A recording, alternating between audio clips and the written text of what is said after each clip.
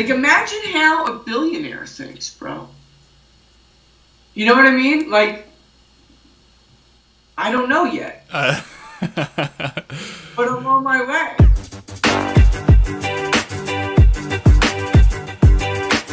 You're listening to the Kristof Lewis Podcast, a podcast where I have conversations with inspirational people. My name is Chris, but my family calls me Kristof. My goal is to have as many conversations as possible with people who have forged their own path by pursuing their dreams, making them a reality, all the while emitting positivity and sharing this knowledge with others. I seek these people out and share this information with you, proving to the world that you can do what makes you happy and do what you want for a living while being a good human being. We'll talk about careers, but we'll also cover any story that inspires. Let's do this while helping each other. Thanks for listening. I'm happy you're here.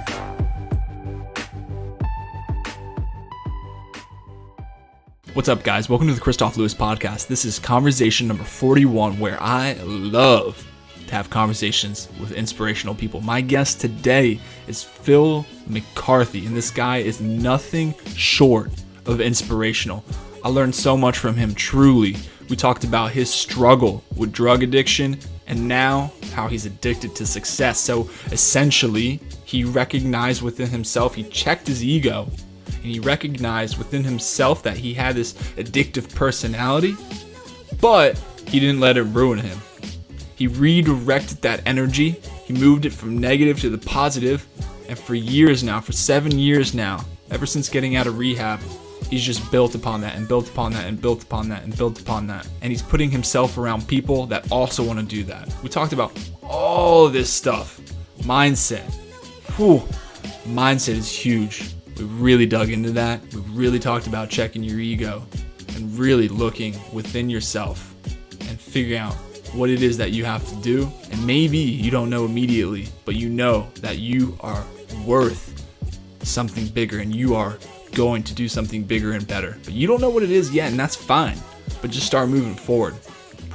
That's just some of what we talked about. So without further ado, welcome to the Kristof Lewis Podcast. I mean, thank you for having me, brother. I'm pumped.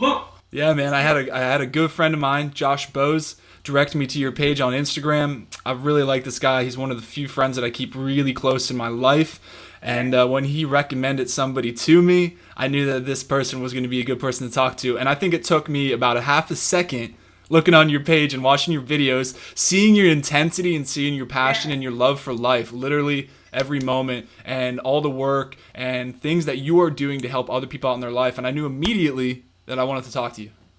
Thank you, brother. I love it. Josh is a good dude, and it's funny, too, because, I don't even know him that well, you know? I just printed some shirts for him because I have a commercial print company. Yeah. So he was referred to me by another customer, and, just good people know good people, man. You know exactly. what I mean? And, Absolutely. Energy, everything is on such a subconscious level that we feel things, you know? And he's a good dude, and I'm a good dude, and that's why, he knows what I do, and he knows, what I stand for. And that's why I believe he, referred you to me, bro. You had a print company, which is awesome. Another thing that I love about you, you're an entrepreneur. I look up to entrepreneurs because I am in the process of making my own company as well. So I love talking to you for many reasons. However, I know Josh used it to print companies, and I'm always pushing Josh because I had Josh on here as episode number 2. This is number 41 already.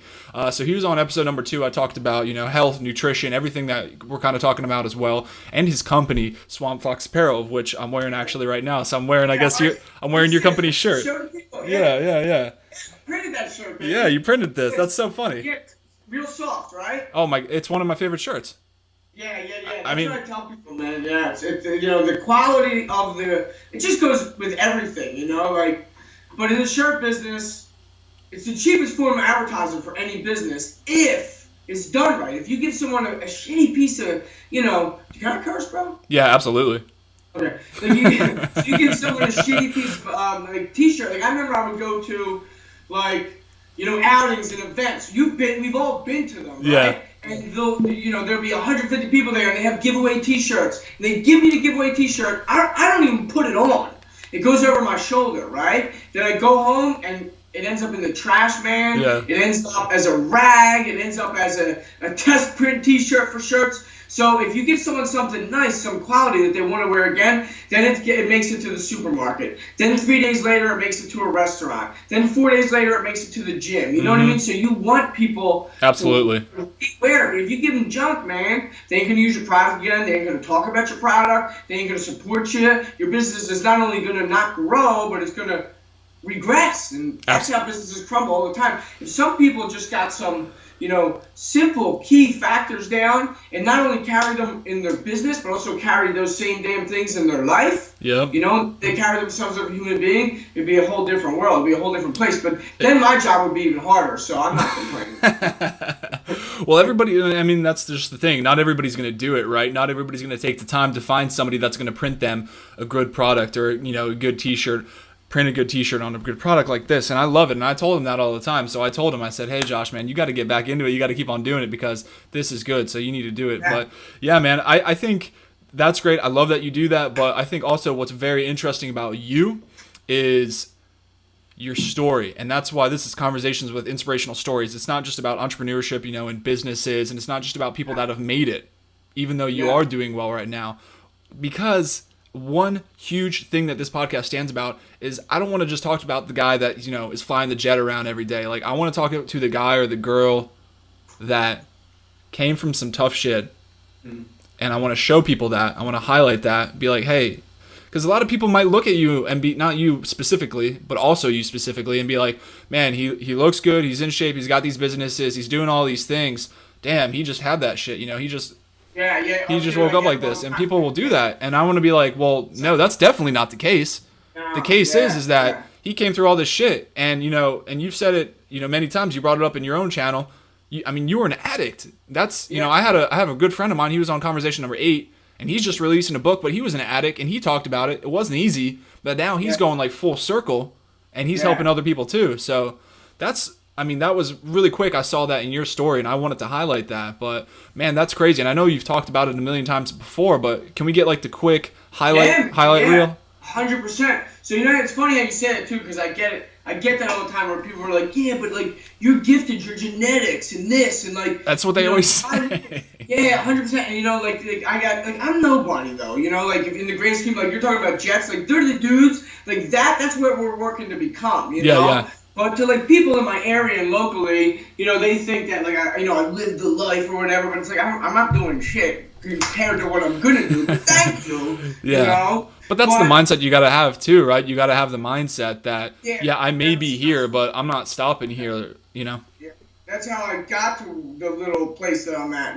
Exactly. Just never satisfied. I'm just never. I'm satisfied, but I'm never content. I'm grateful. Yeah. But I'm never filled, you know what I mean? And that's a good mindset. That's really just, standards in life, your expectations and your standards in life. You see, if you don't set them high, then you're never going to achieve anything of value anyway, That's what I see in the world today. Too many people are happy with just mediocre, And I believe that, going back to my story, I know for a fact that, you use the word addict. Like, a lot of people will label, addict with a bad thing, And it is in general. Addicted to gambling, addicted to drugs, addicted to alcohol. But, I'm still a damn addict today, bro. Yeah. And, it's a gift. I'm gifted, bro. I'm an addicted freak. You know what I'm saying? I'm addicted to obsess. You redirected the energy. Yeah, I'm addicted to working. I'm addicted to helping people. I'm addicted to becoming better, bro. I'm addicted to becoming stronger. You know what I mean? So instead of being addicted to binge watching Netflix, and because everybody's addicted to something, I don't give a fuck what they say. Every single person's addicted to shit. They overdo. Every person on planet Earth, I guarantee you, overdoes something. Yeah. The question is it going to progress you in life, or is it going to regress you in life, No, that's a great point. So all I simply did was adjusted my habits and routines from negative addictions to positive ones, The only way you get anything in life anyway is to be obsessed with it. Absolutely. There's 8 billion people on the planet, bro. So if you're going to be, Grant Cardone, for example, that freak is obsessed. He's a freak, bro, and he's obsessed. And since he's obsessed, and more obsessed than most, 99.99% of other people in his industry, that's why he's the most known for it. Mm-hmm. Because you have all this competition. You know what I mean? Sure. And whatever you're obsessed about, if it's drugs, you're going to get what drugs bring. Homeless, not being able to pay your bills, no money. If you're obsessed with binge watching Netflix shows, you're going to get what that brings. Yeah. A lackadaisical, unhealthy, unhappy mindset, unless you're sitting in front of that screen, because that's the only thing that triggers dopamine release for you at this point. You know what I'm saying? Like, that's what it all comes down to, bro. I think so. Say again, bro? No, I said I think so. And I mean, it's like, if you recognize that you have this in yourself, you have this addictive personality, well, obviously you were using it for something negative, and you can use it to something negative, like you're saying, like Netflix or whatever it is, whatever thing that's deteriorating your mind. But I think like something important to take away from that is the fact that you don't have to submit to that. You don't have to do that. Like, if you do want to better yourself, you can be like, okay, I may have an addictive personality, and I may like getting after it and going after things. Well, hey, let's redirect that to something good, and let's go hard on what this is. And that's just what you've done. Yeah, so here's why, and here's another reason I love everything I went through, because I can talk. So many people today, they talk about things, but they haven't been through some of the stuff they talk about. So, I got no problem, like, speaking on almost anything, because I won't speak on something I haven't been through, I haven't done, or I haven't experienced. Too many people do that. But let me get into the story a little bit. So I'm 31 today, right? At 24, I walked out of rehab for addiction. You're 31 today. Huh? I said you're 31 today. Well, yeah, can you hear me? I'm 31 today. Yeah, no, I'm just saying it's your birthday and you're doing a podcast with me. Thank you, sir. No, bro. No. I'm just 31 today. Oh, okay. Well, me too. 364 days a year. Well, I just wanted to make sure I wasn't being rude. Yeah, my birthday's February 16th. But that would be cool. If it was, I would be like, yo, it's my birthday podcast. And I don't want to lie, because I'm not a liar. It's not fun. Okay. So, today, I'm 31 along with 364 other days. All right, cool. And 24 years ago, at 24, right? So what's that? 7 years ago, I walked out of a rehab for addiction, right? And then I started at 13. I had my first drink of alcohol. So from 13 to 24, it was just like boom, this thing.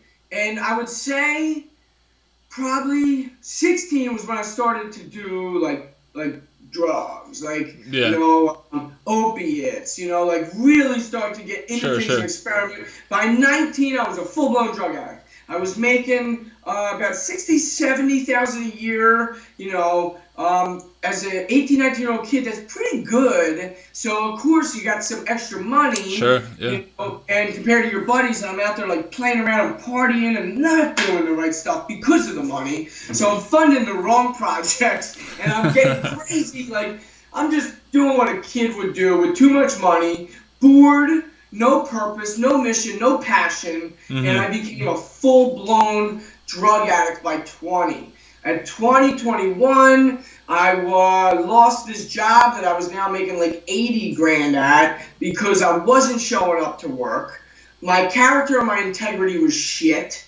When I was there, I wanted to get paid for more than the work I put in. Sure. I was just weak. I was a weak human being, bro, in all areas of life, and I deserved everything I got, and I caused it all, of course, obviously. So the next 4 years were just crazy. From 20 to 24, it was just trying to survive, right? Okay. Got another job back, I was in the union, so I kind of was protected and shouldn't have been at times. You know what I mean? Yeah. There was even this an enabling process going on. Yeah. And once you develop those mindsets, once you get into that kind of world, you don't even really. I knew something was wrong. I knew this was not my life. Sure. But you live in a different world, bro. Yeah, for sure. Did you always know that wasn't your life? When did you start realizing this isn't my shit? Because it sounds like initially you were into it and you're probably, because I was in that too. I was a huge partier. I did do drugs too. I did a lot of things that I'm not proud of, right? Yeah. So, And that was the same thing. Like I started drinking when I was 14, and then I did start doing drugs. I don't know when I started, doing some stuff, but I did, admittedly. Like people know that in my life, and I guess now everybody listening to this knows that. It's not a big deal, like because I also I'm sharing a little bit of my story along all of these podcasts as well. So like that totally resonates with me as well. I get it. Like I know how that can be, and I know how that can spiral downhill, and you just I don't know, like I was so single-minded, like I was only focused on, I think in one word, if I had to describe it, I was selfish. I was super selfish, and I just wanted to keep on going after, because I have a slightly addictive personality for sure as well. When I do something, I do it 100%, or I don't do it. So I was doing that stuff, I was partying, and I was just thinking about me. So I guess that, since that resonates with me, I'm like wondering, like at what point in your life, because mine was super gradual, and there was some really low points too. Like for me, a huge part of it was joining the Navy. So I knew I had to do that to pull myself out of the situation that I was in. So I'm kind of like, I want to see like maybe where you started thinking about that stuff for real. Like I'm not in a good place. Yeah, so like I think like I don't know your story honestly, but like if you knew you were going to the Navy and you had to knock it off, and you were able to just do that on your own, right? You weren't majorly like, bro. If I was going to the Navy and I had to knock that stuff off, there ain't no way it was happening. You know what I mean? Yeah. It controlled me. Yeah, that's scary. That's scary. Everything, bro. So what happened was 6 months before that day at 24 years old, when I went into the rehab, I knew the whole time all this is going on, like something inside me. I believe everyone has a purpose. Everyone has a reason. But when you don't nurture yourself as a human being, then you're not going to nurture your passion. So me, I wasn't nurturing myself, right? Because I was doing all the wrong things. So of course I'm not going to lead me to my passion. Not going to find my purpose. That's why so many people just friggin' blow around like a damn bag in the wind. Yeah, you know what I mean? Absolutely. So yeah, 100%. So I didn't know, but I knew something, dude. Like I knew something. Like I can't. Still to this day, I was telling somebody the other day, I can't explain what it is. You don't need to explain. Sure.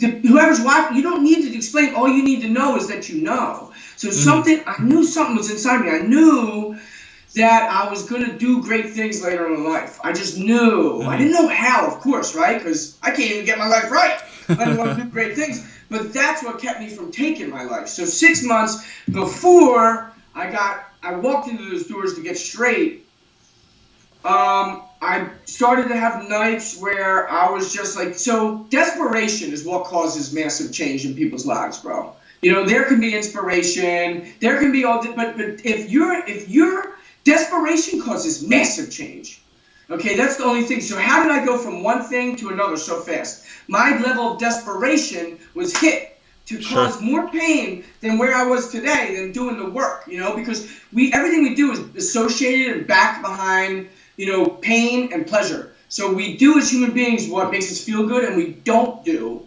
what we associate pain with, right? So when the pain of where you are today surpasses the pain of actually doing the work, then you'll be on the direction of where you want to go. So my perspective started to get built in me because I knew something was inside me, and I was miserable, and I couldn't pay my bills, and yada yada yada, and I hit this wall, and I wouldn't say that there was one thing or any real thing that caused it, except my perspective changed, right? Like I said, and I just started to cry myself to sleep at nights, bro, and just was so disgusted in myself. So one night, I'm in my apartment on this dumpy little road, Woodhaven Road in Philadelphia, PA, and I'm in my apartment, and I got this big bottle of pills, like, loaded up. It was like ibuprofen or something, I think, and I was about to take the whole damn thing. There was probably 100 pills in there.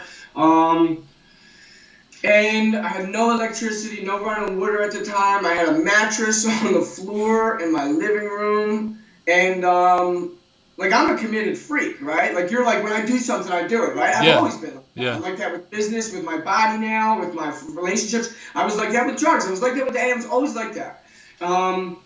So I know that if it came down to it, I wouldn't have taken, or it wouldn't be a playing game. I would have done it. I would have done the deal. The whole bottle would have been gone. It would have done whatever it done to me, and I'd be gone, right? But I look at my damn dog, the little chunky one who was snoring. Yeah. It's kind of funny that he was in there, and Oh God.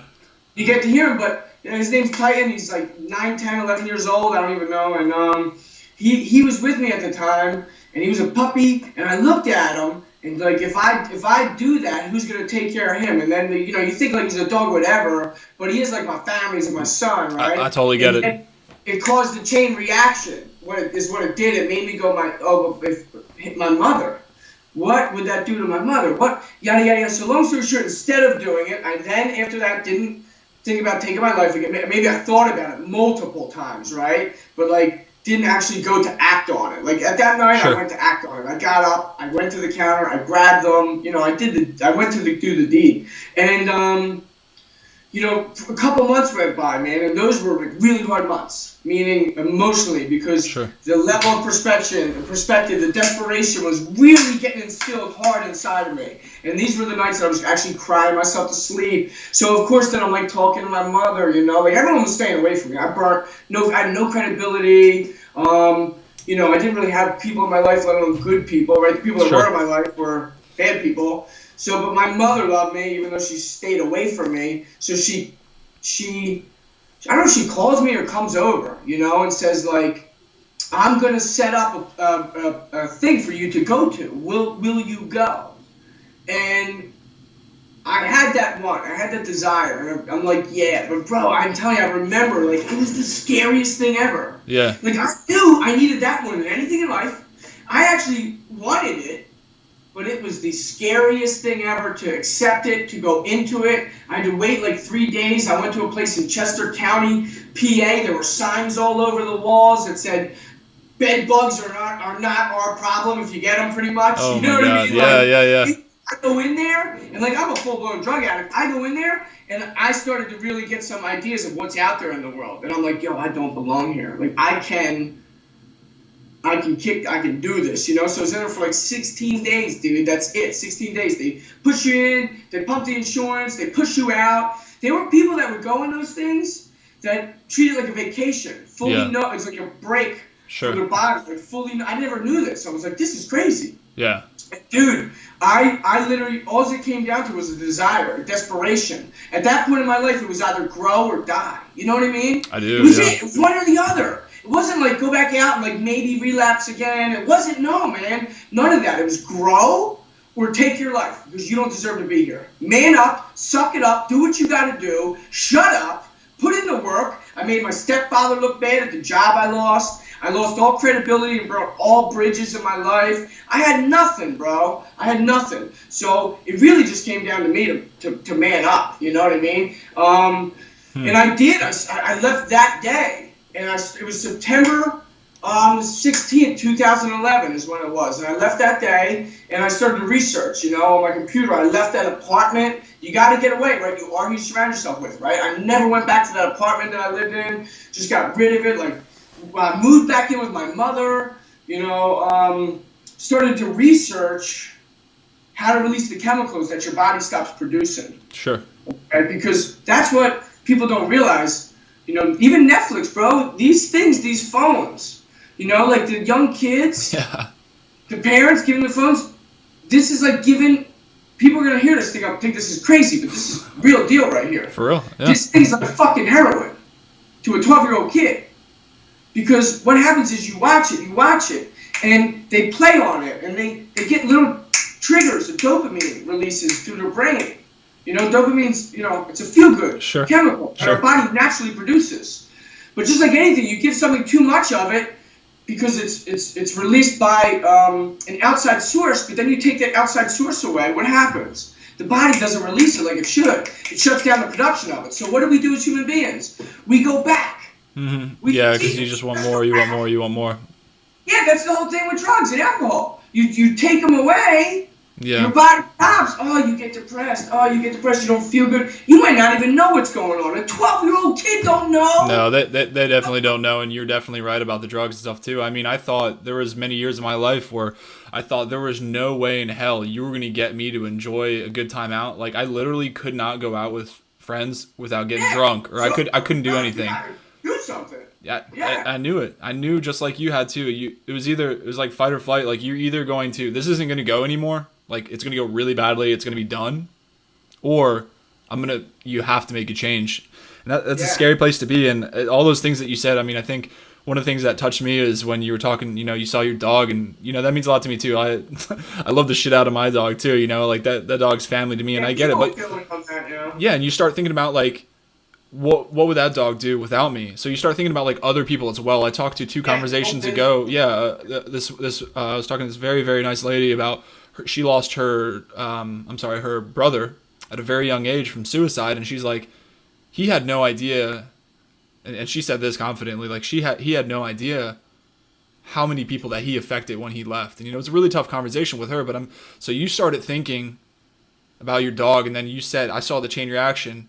And I started thinking about my mom, and I started thinking about other people. So yeah, a lot of times, like, you got to do what's best for you in life. I get it. I talk about that a lot too, but at the same time, like, you definitely mean a lot to other people in your life too. You know, even your dog, like, your dog depends on you, and all these things you started, and I can see, like, as you're telling this story, like, your mind, and I wasn't looking for, like you said, like a no shit time when it changed, because I know it's not like that, but I saw this evolution in your story. Yeah. You know, you're like, all I knew was that slowly, like, I knew I was going to do something more in my life. So you get that in the back of your head, and then you can't really let that go. So that gives you something to, like, absolutely. Exactly, man. And I just talked about it last night. With this guy. I said, you know, you don't necessarily know what you want to do. Like, it's so funny to hear you say it, because he literally just told me last night, like, he's like, I don't know really what I want to do, but I'm doing everything I can possible to get there. Like, I'm just moving forward, and I know that I want to do something great. It was just like you, and it's great to hear that. I love hearing that come up again, because it's like, and that's what I want to show people. So I'm glad, like, you said that. You're like, I just knew I had to make a change, and I didn't really know where I wanted to go, but I knew I had to go forward, because I knew backwards meant I'm done. Like, there's no way I'm going to do it. Still was done, you know? Yeah, so I'm just saying, like, so man. Hard today. Yeah, man. So you gotta, it's all your head, right? Because, oh man, I keep on going back to the dog, but it starts with something like that you said, you know, people might think it's funny, but it's not. Like, it starts with something where real emotion like that. And then it just pulls your mind out of, like, the mentality that it's been stuck in for so long. And then it just starts with something small like that. And then it just keeps on rolling. Once you make that decision that you're going to pursue something great, and you knew you had something that great. Because I feel like that too. So that's also something that resonates with me as well. So I'm happy to hear that. And I appreciate you sharing that. I know, you know, you shared it before, but it's never easy to, like, always share that stuff. So thank you. No, it is easy now. Is it? Okay, good. That's good to hear. Yeah. I always want to say that, because I never know, you know, it can be always tough for people to talk about stuff like that in their past, you know. It was. But as I've learned, you know, to follow my passion, my purpose, and really nurture things, I'm selfish if I don't share it, bro. Absolutely. You know what I mean? Absolutely. Super selfish, and that's the last thing I want to be, because, again, I can talk on almost everything. I was super selfish at one time in my life. You know, I choose this time all the time. If it makes me uncomfortable, so be it. I deserve to be uncomfortable, for one, and being uncomfortable is how you become comfortable anyway. So, like, the things like sharing a story, it used to be uncomfortable for me years ago. Now it's, like, comfortable, right? Sure. So as I do it more, man, like, I'm like... No, absolutely. I think you firmly should. If you go through some stuff, and especially if you're striving to do what you're striving to do, then you need to be able to share that. And I think it helps you. Not only are you helping other people by sharing your story, but it helps you more and more and more. Like you said, it got easier and easier and easier to share, because, like, if you don't go back into your past, if you're dealing with some deep, dark shit, and you can't go back and revisit it and, like, you know, make your peace with it, then how are you ever gonna, one, get over it yourself? You're not. Because you have to, and it may suck at first, but you have to revisit it, and then you're never going to be able to talk about it in the correct manner. I mean, maybe you could talk about it, but I think you're not going to fully affect people positively if you haven't dealt with it yourself. Yeah, 100%, definitely agree with you. But yeah, super blessed that I went through it, and, you know, it provides perspective, man. We were talking about perspective, like, that's how I came out of it, right? That's how anybody can come out of anything. Yeah. They just change their perspective on the situation and become desperate, and shit, man, that's how you come out of things. But now that I'm out of it, right, or it's been a while, I can look back on it, and I have comparison, and I have perspective, and I have reasons to push harder and work harder than I would if I hadn't gone through it, because it makes me go, I never want to go back there again. You know what I mean? Like, I didn't have electricity. Now I get paid on people's electricity bills. So not only did I not have any, but now I make money on electricity that people are using. I'm not even around. I get paid on electricity while I'm sleeping. You know what I mean? Yeah. And I was sleeping and didn't have any at one time in my life. You know what I'm saying? It feels you, man. It feels you hard. I would have never been able to do that if I hadn't have gone through that. I would have just, kept my job and accepted, mediocre is what I would have done. You know what I mean? Like, I'm not saying that's what you need to do to achieve these things. You don't have to go through things, but you can create your own perspective. Exactly, you can go through it. Yeah, there's plenty of people. I've talked to people all over the spectrum on this podcast. I've talked to people that have I'm happy for them. They figured it out at a really early age, 12, 13, 14 years old, and they just were shining immediately. So I want to showcase them too, saying that's possible too. And maybe hopefully there's a kid, hopefully there's a young kid listening out there like, man, I'm only 12 years old. There's no way. Well, yeah, actually there is, because this guy did it too. But on the other side of the spectrum, because I consider myself a late bloomer too, because I hear people like that and I'm like, shit, what the hell was I doing? But I was drinking a lot and I was doing some drugs and I just wasn't happy with where I was. And I'm like, man, I'm starting to, because I'm 31 too, and my 20s, like, I'm proud of my 20s. I served in the Navy for 9 years. That's great. But at the same time, like, I was like, I could have been doing all this stuff on the side because I have a day job now, but I'm still doing the whole podcast stuff on the side. So I was like, man, I could have been doing that for 10 years, but my mind wasn't there. But then I thought about what you thought about, and I was like, I wouldn't have the mindset I have now unless I went through all that stuff. And it's a good point saying, like, you don't have to go through that.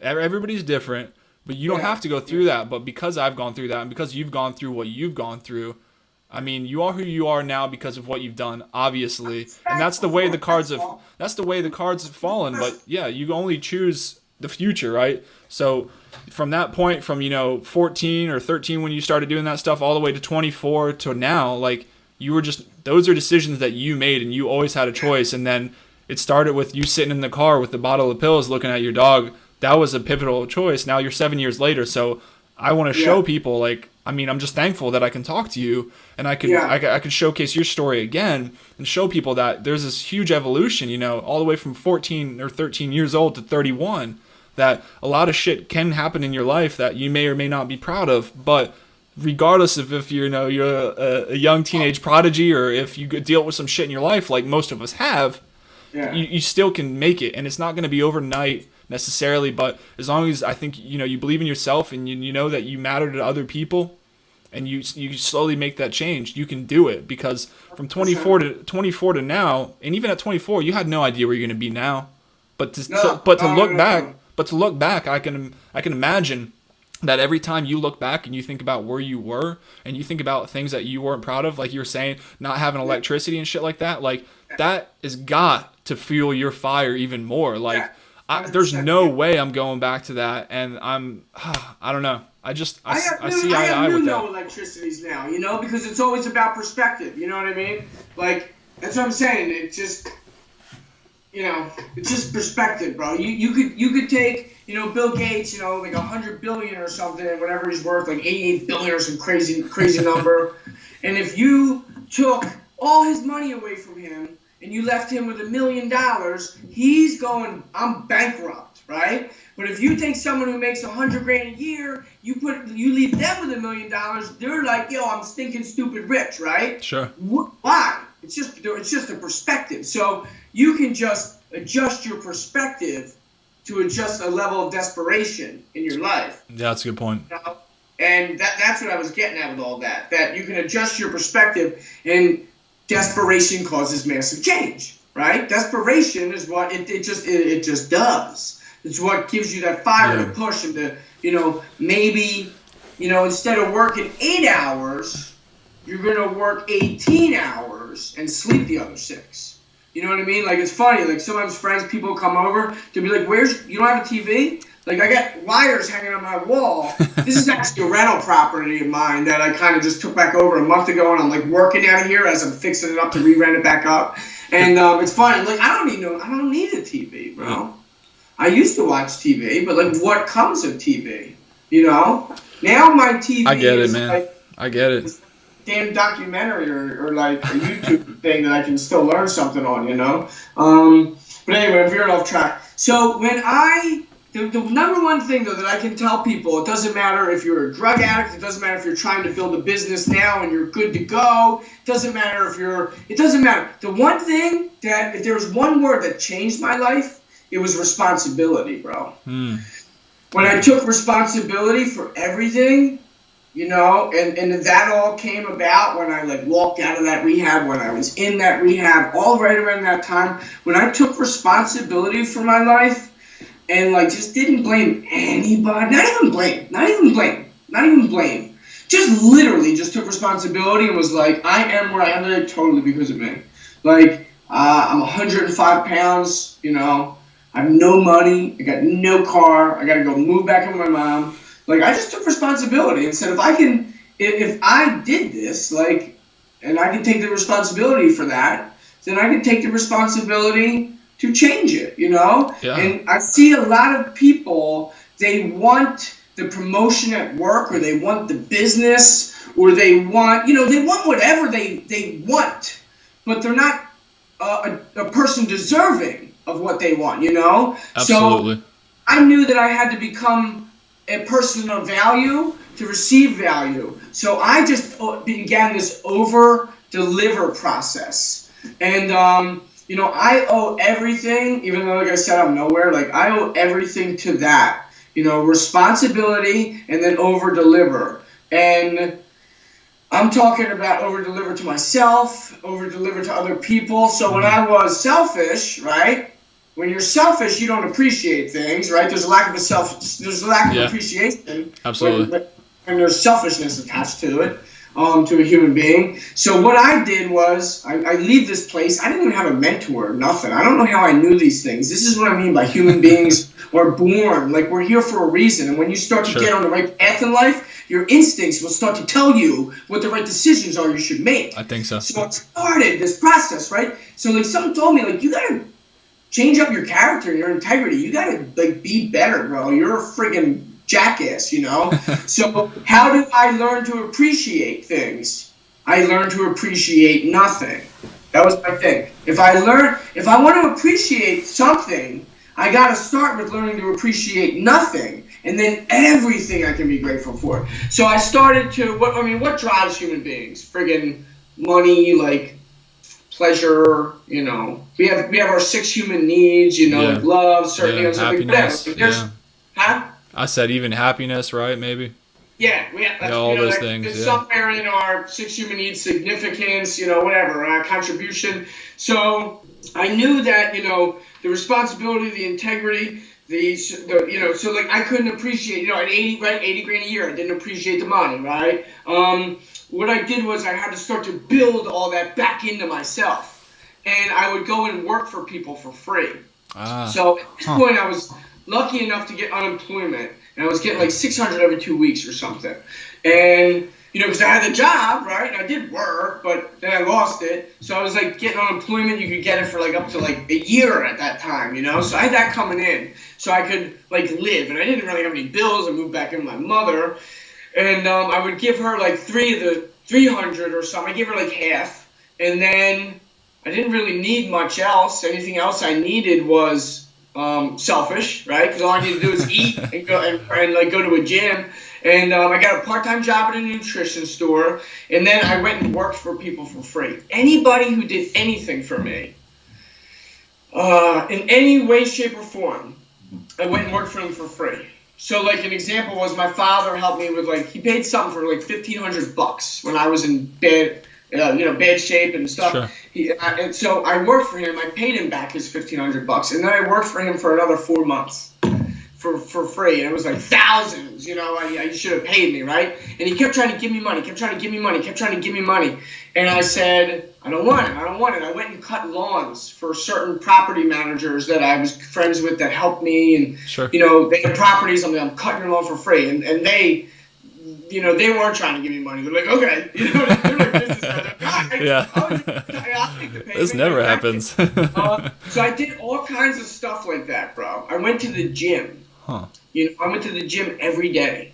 And I didn't just go to the gym like most people do. I researched. That was what I started to do as soon as I walked out. How do I release these chemicals? Exercise was the number one human way to release the chemicals naturally. So I'm like, by default, I might be able to get in some shape and make myself feel better, right? So like, this is what I need to do. I didn't want to. It was things I had to do to get where I wanted to go. I had to work for people for free so I could appreciate nothing. I had to not just walk in a gym, but I had to work the gym. I had to, you gotta plow the field, man. You gotta plow the field. You gotta plow, you gotta plant the crop, you gotta water, you gotta wait. Then you can harvest. Sure. Everybody wants to harvest and never put a damn seed in the ground. That's pretty damn right. That's what I was doing. Yeah, that's what I was doing, bro. I was breaking the damn field. I was planting. I was putting the work in. I was doing things, and I was just building my self-esteem, bro. I was building my character. I was building my integrity. I was building my appreciation. I was building myself as a damn human being that deserved value more than I was doing, more than I was worried about anything. And those things are like the core principles. It was like I was a baby again, because we are who we are, because 2 to 10 is like crazy. When 0 to 10 is like crazy. We absorb everything. The world is the way it is. People blame the younger people, but they should be training the younger people, bro. Not blaming them. They are what they are with this. Like we were just talking, because their damn fucking mom would rather give them the phone when she's cooking or talking to her girlfriend, Lizzie, because it's easier to shut the kid up, dude. I couldn't agree with you more. I see it all the time, man. It sickens me. I tell my wife all the time, because we got a baby coming, and I'm just like, we're not going to be those people, man. We are not going to just, dude, you're not going to take the easy way out. Or dudes that become like, they're the Elon Musks, like, because of the kid. Because, like, I know for a fact when I have a kid, you're going to be a millionaire at 15. And it's not just about money.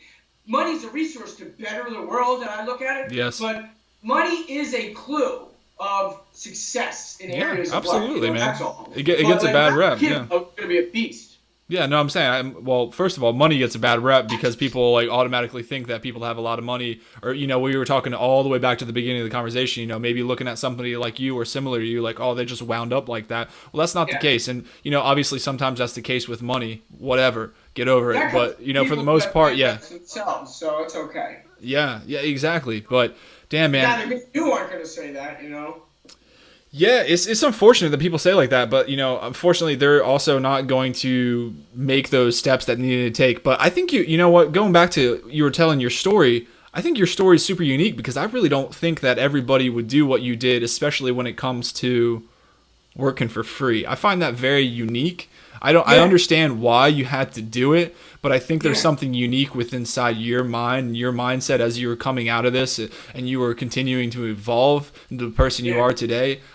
I just find that not everybody's going to do that, man. That not everybody's going to do what it takes. And I guess that's what separates people. But I think it's amazing for me to hear that. Is crazy, because I always think about myself in those situations, and I wasn't happy with the person I was. But would I have gone out there and done that? I don't even know if that would have crossed my mind. So I think that's amazing that you were doing that. No, anybody can do that, For sure, but not everybody's gonna do it. No, but not everybody's gonna receive value neither. They can want it all they want. But what I think is incredible, and I think it's amazing that your mind even processed that as that, like, hey, I need to go out here and I need to do this for these, for X, Y, and Z. Like, I don't know. I have a mentor or anybody telling me I knew. So I just don't want you to I know you said you didn't have a mentor, but I think that's very unique about you, and that you were thinking about that without somebody being like, hey, Phil, like, you're going to go, like, so, your dad could have been like, hey, you're going to work for me for free because I gave you all this fucking money. Like, but it wasn't like that. It was just like, it was like this deep rooted thing. Like, I already, because it goes all the way back to the car on the side of the street. Like, I making a change here, and then these are just the steps to take it. And then you're like, I know this is the next step. This is what it feels like. But I'm just saying, like, not everybody's going to feel like that. It's, to me, I don't know. It's going to stick with me, because I think that's very unique. And everything else is very important that you were talking about as well. But all these other things, these are what separate individuals. And, what are you going to do to get you where you need to go, or to where you want to go, or at least in the direction where you go. So you were able to recognize that and implement it, and you obviously did. And I think that's great, man. Yeah, thank you, brother. Thank you. I just knew that, everybody wants something, right? Or wants to become something. So you look at who it is that you want to become and what that person is and where he is and what they have in their life, he or she, and then what kind of person do you have to become to get there? And I had to become a grateful person, an appreciative person, a person that didn't expect. You know what I mean? Like, so I started to instill those beliefs and values in my being. It's good that you looked back into yourself and you did that, because one of the other things that stuck out to me that you said was like, I hear people all the time say like, hey, I want this or I want that in my life. I want to be this person. I want to be this girl. I want to be this guy. I want to be like them. But the next thing you know, they're back, going watching Netflix again, like you're saying. Like, I don't know, like, and this is one of the many reasons I started the podcast, is because like I love hearing things like that from people like you, because like I was sick and tired of hearing people like, I want these things. I want a different job. Like, I was in the Navy. People like, I don't like what I'm doing. I'm like, dude, you can make the change, but you've got to go out there and do it. Like, oh, I don't like what I'm eating. I feel like shit. Or I wish I was fit, man. You're blessed, man. Like, I've heard these things too. And I'm like, I sit them down, like, and I go, this shit's got to stop. Like, I'm sick and tired. Like, for real. Like, I'm sick and tired of hearing this shit, and which led me to this podcast. Like, okay. People don't just wind up how they are right now. Like, whether it's for better or for worse, whether you're a piece of shit and you're doing shit that you're not proud of, or whether you're a fucking multimillionaire, like, I don't care who you are. Like, either a bunch of good decisions or a bunch of bad decisions got you there. But the good thing is that they're decisions, so they're choices that you can make and you can get there.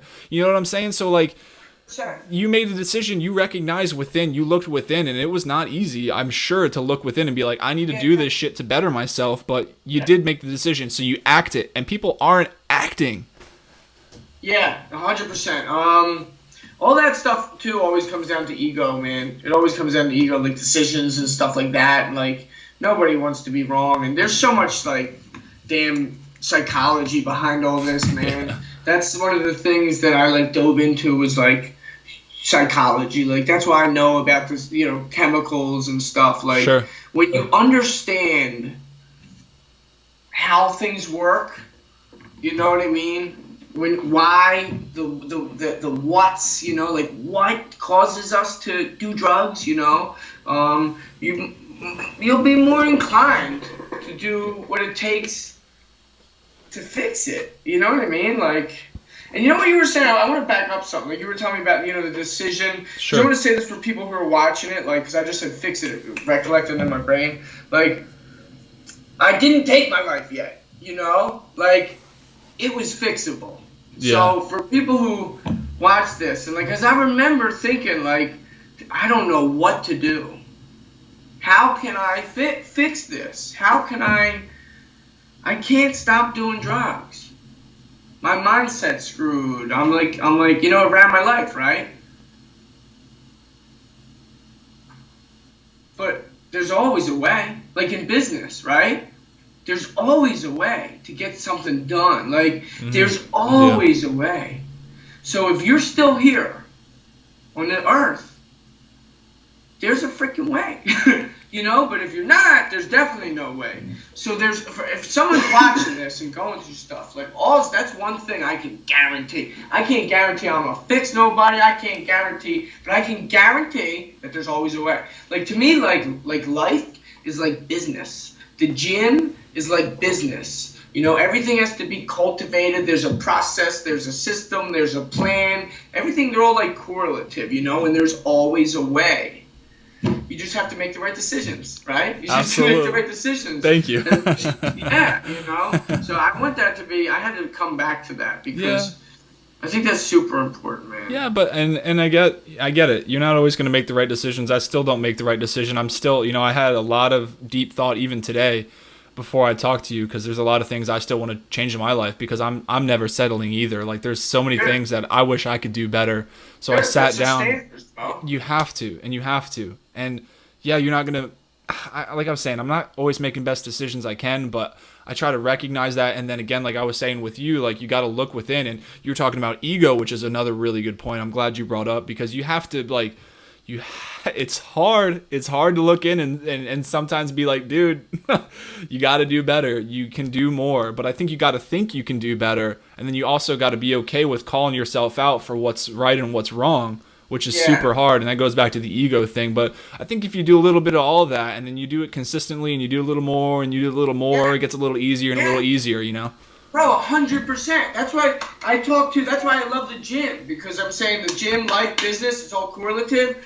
Like, I didn't look like this, you know what I mean? Like, overnight, right? I had to train. So, I talk about, like, all this stuff, it's like a muscle, man. Gratitude's like a muscle. Self-awareness is like a muscle. You know, what we're talking about right now, like, is pretty much self-awareness, right? Like, digging into yourself, looking at you're checking that damn ego. Like you said, there's a reason. Because it takes time to cultivate everything. Anything of value takes time to cultivate. Okay? Anything of no freaking shit value, you're gonna get something right away.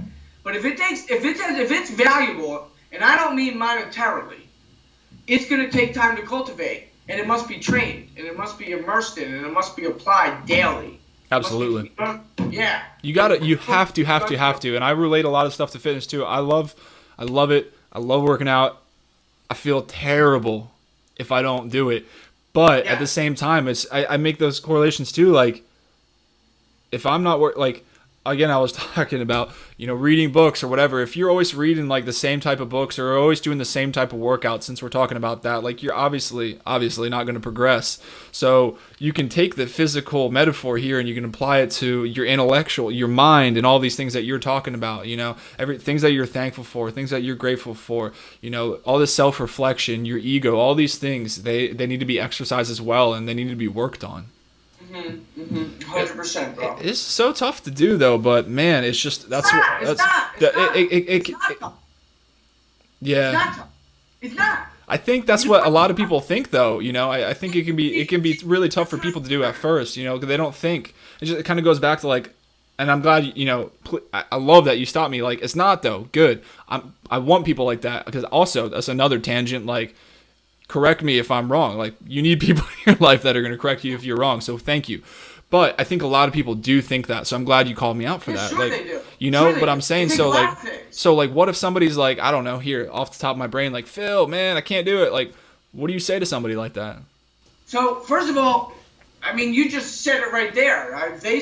You're right. You can't do it. It goes back to what we were just talking about. Like, if you say something, it's true. So if you think it's hard, think about it deep. My brain, that's me boggling my brain. Like, if you think it's hard, I don't need to tell you anything except you're right. Yeah, that's a good point. If you to me, I don't think it's hard. So guess what? It's not.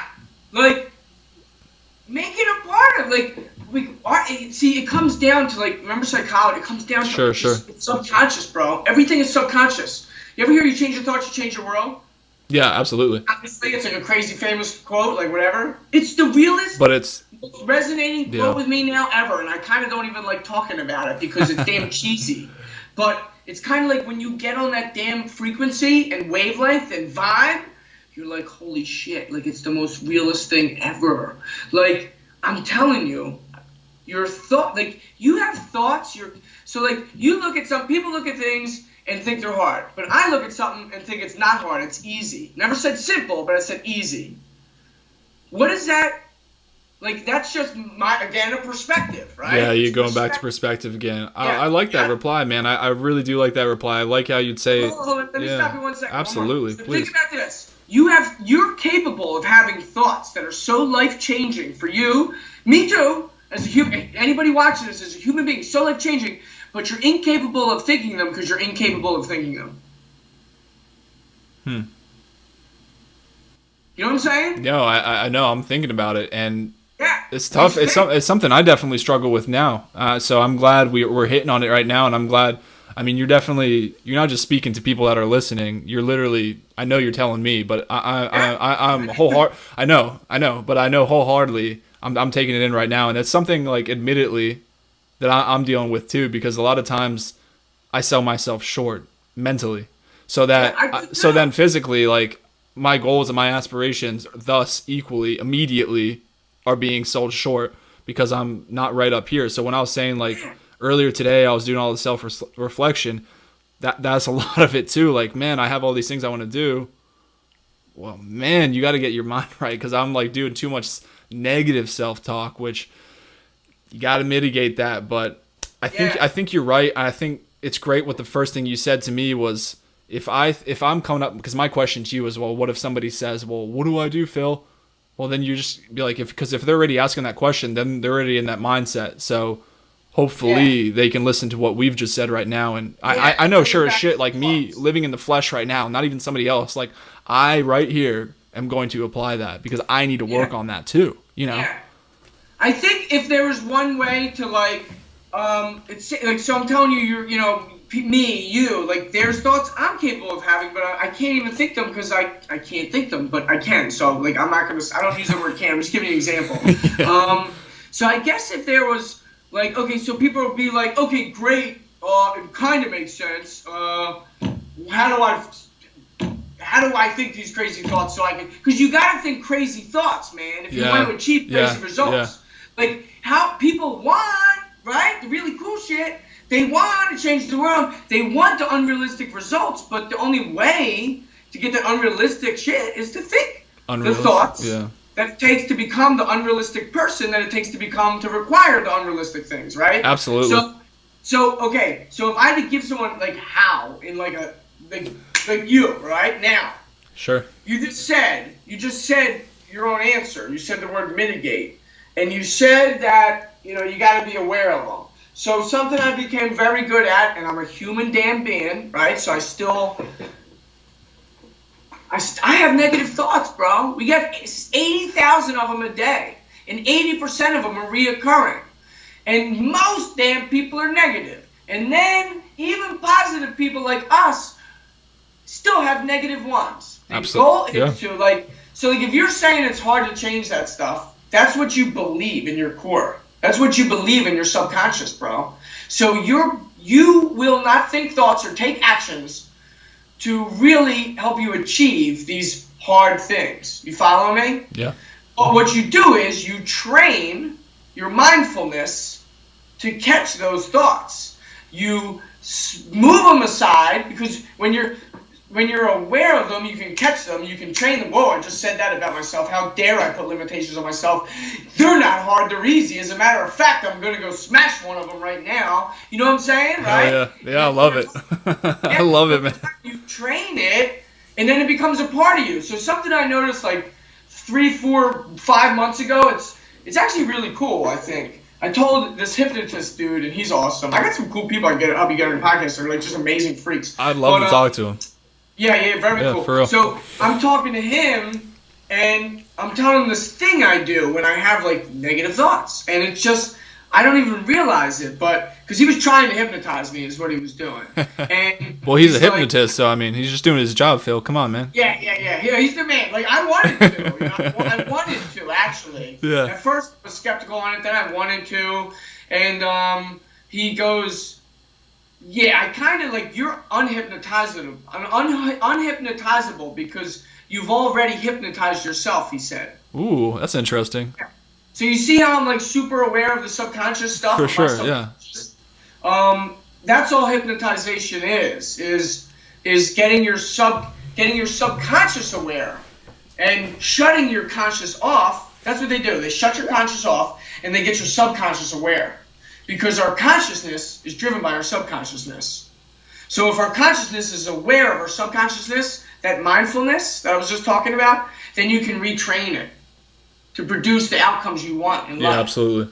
Follow me? So if there's one tip I can give to people, it's in one word, whatever, it's mindfulness. Become mindful and catch those thoughts, kick them aside, replace them with the right ones, and it'll become a part of you. And over time, with the training, you'll become better. It's like muscles, like I was saying, right? Like I didn't look like this, but now I got an 8-pack. You'll have that mental 8-pack. So what I do that I was saying that became a part of me that I noticed I caught myself doing, and I was telling this hypnotist, is that when I have a negative thought, bro, it's really cool. When I have a negative thought about myself or anything I can or can't do, I immediately go into this quick inhale through my nose. And it brings all this oxygen into my body. And it's like that. It's me. Instead of having to think, instead of my conscious, here's what it is. Instead of my conscious having to be mindful, my subconscious is mindful of these negative thoughts. That's how aware I'm becoming. Yeah. That's what I'm saying. Like when you get on different thinking levels, bro, as you progress to these different stages, imagine how a billionaire thinks, bro. You know what I mean? Like, I don't know yet. But I'm on my way. No, I'm listening. I love everything you're saying, but you're making me laugh too. That's funny. Like I love how your mind processes this information, man. I'm definitely processing it as you're talking about it. Whew, I don't know, but you have to think. If there was one thing you wanted to pull away from this to help you and everyone, like we went through the stories, it's this will change everyone's life. Not overnight, but in 3 months, in 6 months, in a year, crazy. Be mindful of your thoughts. Catch anything that's limiting and negative. The problem is, but some people don't. You know what a negative thought is because you're super aware. The problem is a lot of people don't even know what a damn negative thought is, bro. They don't even know. Unfortunately, you are right. Yeah. So you can't catch something you're not aware of, but you catch it. Be mindful of it. You check it. You move it aside. You train your mindfulness muscle. Usually, you start thinking in like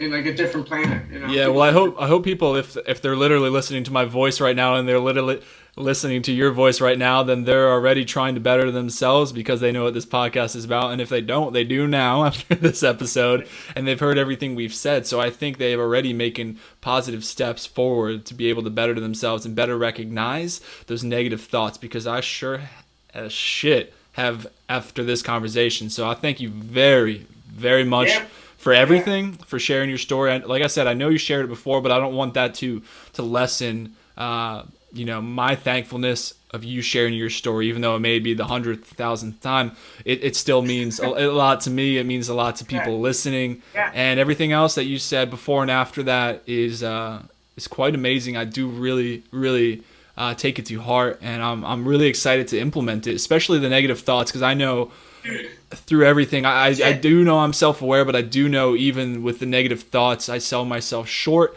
and they do have a way of working themselves into my head. So I'm happy to implement that as well moving forward from here. So Phil, thank you so much. But before we go, I would like people to be able to find you, as well as having stuff in the summary of all these iTunes videos and YouTube videos and all this stuff. How can I find you if I wanted to find you? So my Instagram is at Phil McCarthy Raw. Facebook is Phil McCarthy. So same thing as at Phil McCarthy Raw, but it's just Phil McCarthy. And then if you're watching this, you'll see my face. You just find me on the book. And then in the process, I just finished my first book. Ooh, cool, man. Congrats. Thank you, brother. Thank you. Yeah. The book is titled Simply Fit. I might change the name to it, but what it is it's the ultimate guide to your physical and mental six-pack. And it's crazy. It's an awesome little pocket book, man. I love books, but people don't want to read giant books anymore, man. They want to listen, or they want to get key pieces of information from the books. This is a 4-inch by 6-inch handbook. You put it in your pocket, and it's just jam-packed with value. That doesn't sound like you at all. Yeah, that's just what it's all about, And too many people do things, and they want to leave things out of things, right? Yeah. Especially in today's day, everything's a course. So, but I just want to just over deliver, right? And that's part of me because of the beginning, right? So Then the YouTube channel's coming together and stuff, but everything's gonna be associated around Phil McCarthy. Like I said, at Phil McCarthy Raw on Instagram, Phil McCarthy on Facebook. The book will be released soon, and it's being released with this app I'm building. Okay. App/membership site that is just personal training videos, man, and mental six-pack videos, man, and understanding all this stuff. And it's gonna, obviously, I'm just gonna over-deliver like a freak there. Well, I'm looking forward to it, man. I'm looking forward to it all, and I'd love to. I also love to read. These aren't just paperweights, but no, I'd love to get my hands on a copy too. Some great habits and routines for sure. I can tell. Yeah, it's definitely a work in progress. Man. We're just continuing to better ourselves, and I hope everybody else is doing that too. But I sure as shit am be the first person to tell you and everybody listening that I am a work in progress, but I am self-aware, and that's a huge step, is identifying what the issues are that you need to work on, and then being okay with yourself to go on from there and get better at them, man. Yeah. So you can find me on those social media accounts, and also, if you go to flexlapparel.com, I just launched a new apparel website. It's like motivational tees, and if you know from listening to me how big I am on the over-deliver process, it's really just it's the messages over the merchandise about them, and it's just really high quality stuff with a really important message. My favorite one, it's only a couple, is action over intent. All this stuff that we previously talked about, everyone has these intentions, man, but if we don't back them up with serious, massive, committed actions, they're never gonna come to fruition, So check it out, flexlapparel.com. I appreciate you, brother. Thank you so much for having me. It was awesome. I feel like, as the conversation and the podcast went on, the energy, rose and eruption, man. Bro. It was so much fun. Thank you, bro. Yeah, man, and I think that's what I try to do, is I try to get into it as deep as possible, quickly as possible, so that we can get into the stuff. Like, this is not the podcast where, that we interject a little bit of small talk and BS there, but for the most part, I'm going to dive deep and I want to get into it because, we only have so much time and we're all busy, we're doing things. But ultimately, man, Phil, I learned so much from you. I know everybody listening also learned so much from you. I do appreciate your time, and I'm very, very glad to have heard everything you said, man, genuinely. So thank you so much for being here today. Thank you, brother. All right, Phil. See you, man. Bye, man. Later.